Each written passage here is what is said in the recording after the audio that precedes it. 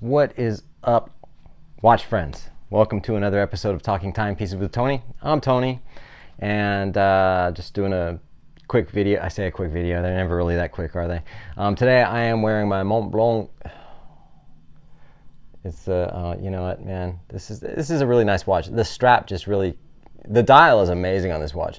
A lot of times when I buy watches, it's really the aesthetic that really gets me, and the dial on this watch is just gorgeous. But anyway, enough about that. We're going to talk about my 5 plus an added bonus 6 top favorite watches that I own. So let's roll the intro and we'll talk about it. You're watching Timepieces with Tony. Talking Timepieces with Tony. All right, so I did a video, my last video, and you know, I talk about watches that I have that are watches that are in my a question that I answered. I have a rotation box, watches that I sometimes wear, and then watches that are in other boxes that I just really never wear.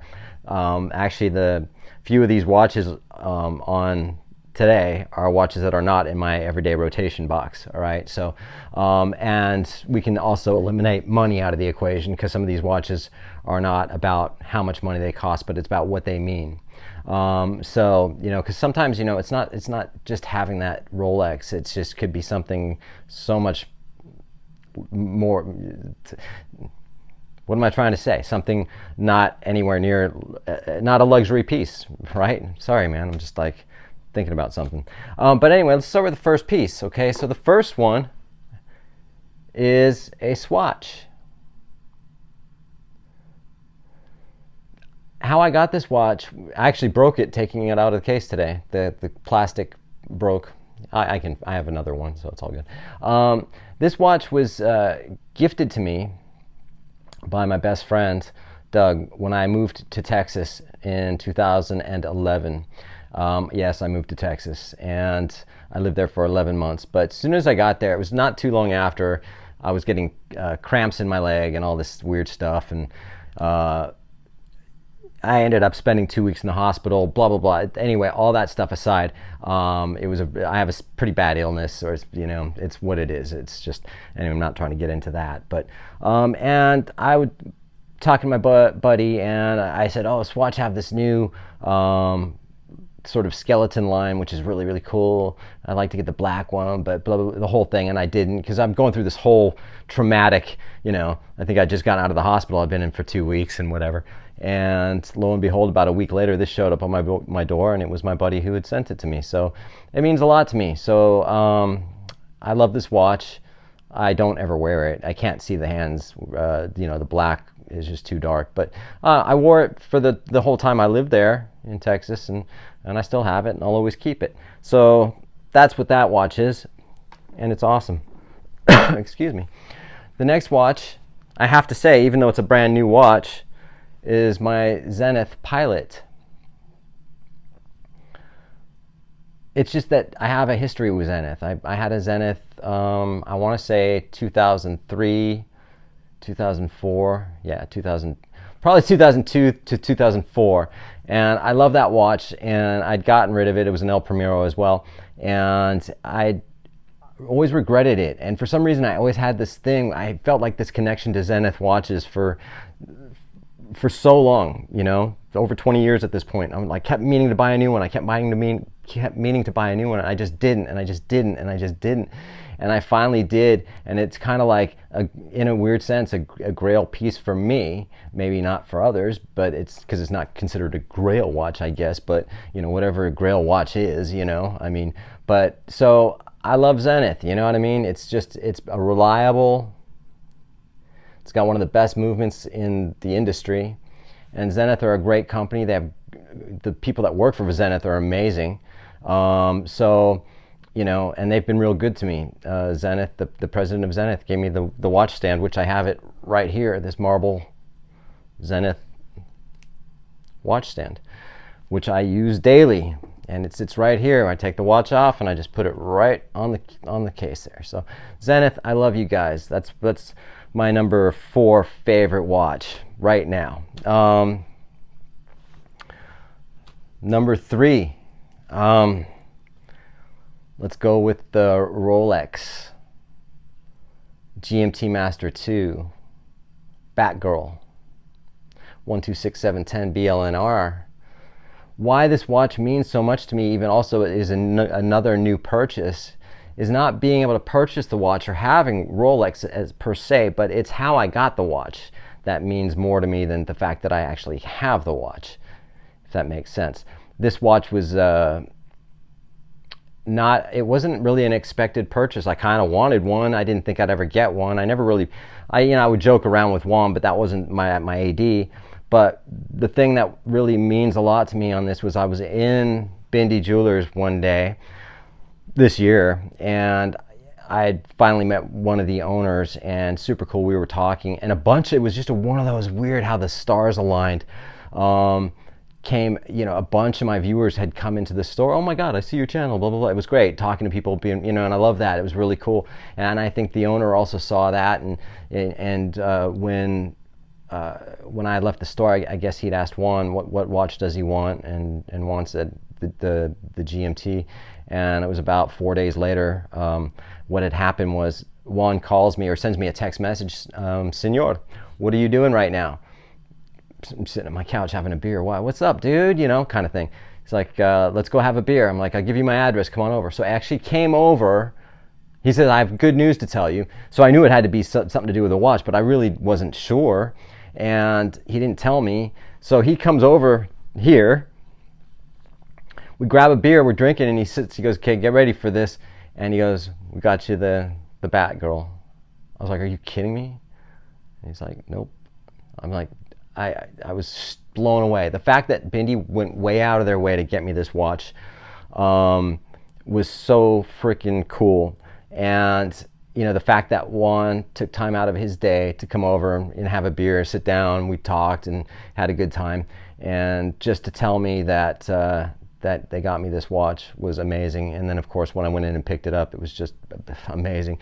Things like that. Those are the things that mean something to you. As of right now, seeing it's a new purchase, it's exciting that he did that. But years down the road, hopefully, we'll look back on this and go, yeah, I remember when my AD called me and came over to my house to tell me. And so I'm still forever grateful to Bindi for everything they've done for me as far as how they treat me and whatever I do. So that's the GMT.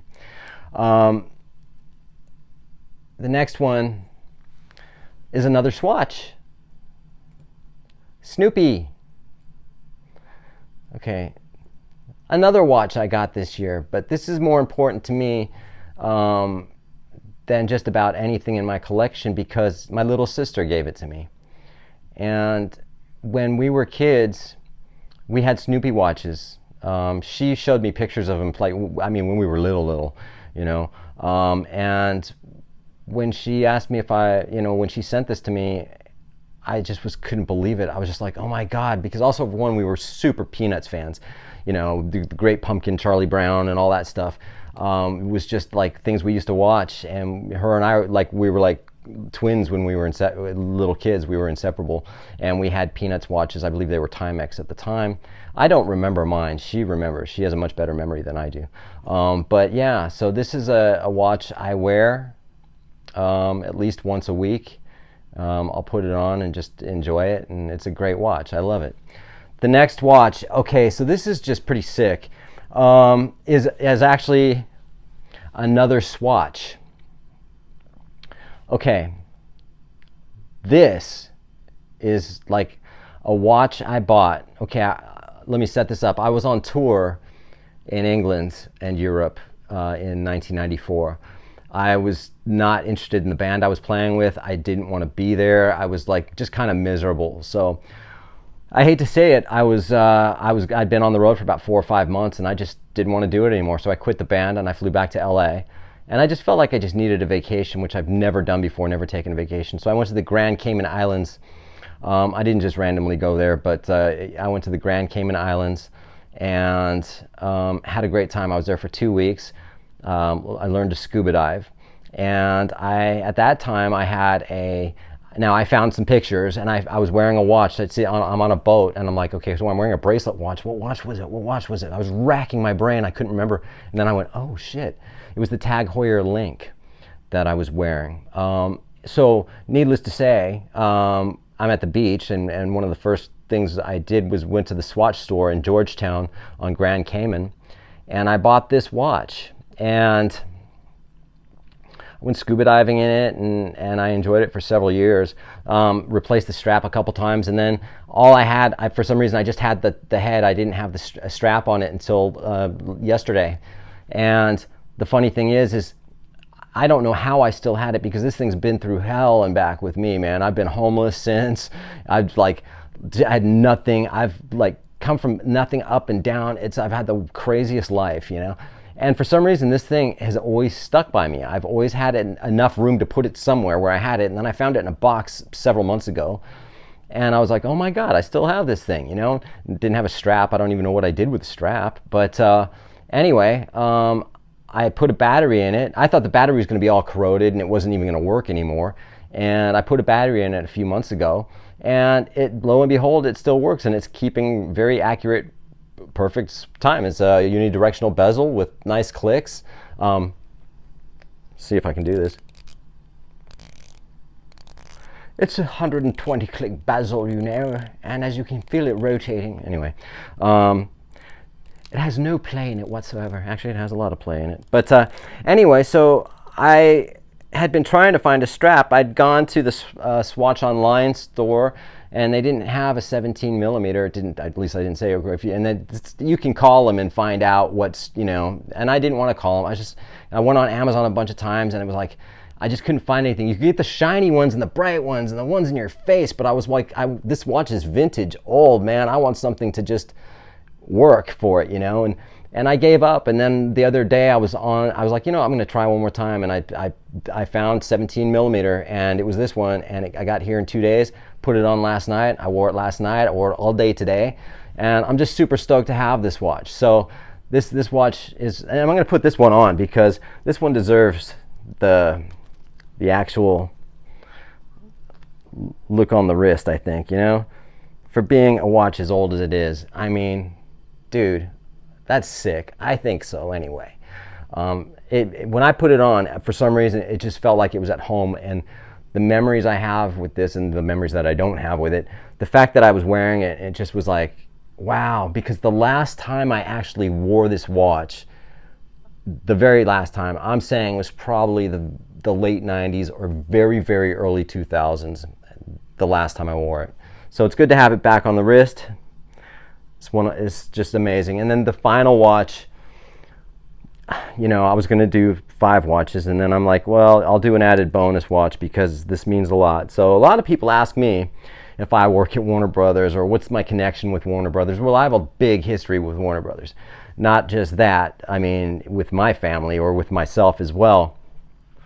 One of my best friends who worked for the Animaniacs, he was an animator and that, and he's got nominated for Emmys for the Animaniacs, as well as Pinky and the Brain, Pinky Elmira in the Brain, Hysteria, a lot of Warner Brothers things. In fact, I used to do voiceovers, cartoon voiceovers, but I never worked because I wasn't an actor. And then he introduced me to Sylvia Romano, who was the casting director for the Animaniacs in Warner Brothers. She really liked my demo tape we did. Now, my buddy Chris and I brought my studio over to his house, and we were recording demo tapes. I've known him for years, and he was one of my best friends. Tough, hard guy, but real, you know, loved him to death. And the thing is, you know, and his wife Patty and we used to have New Year's Eve was yearly, every year, and out of the blue, man, he just passed away just recently, and I was like blown away. No one thought he would ever die, but he did. Anyway, so this watch here, I have it framed in a box with a note. After he passed away, Patty, his wife, sent me this watch. Now, this watch is a watch that I gifted him, because I used to be a watch designer and make watches. I had my own watch company, and this was one of them, and I gave it to him. And he loved it. When he passed away, Patty sent me this watch, and she wrote this note. It says, Tony, Chris loved this timepiece that you gifted him. He always wore it on a nice night out. I would help him put it on, and then we would talk about you. Thank you for your love and support. Love, Patty. So I framed this, and it's been in a frame in a box on my wall ever since. So I miss you, Chris. I love you to death, bro, and I hope you're in a good place. Having said that, slightly different video from my normal, but you guys, I appreciate it, and we'll see you on the next one. All right, thanks.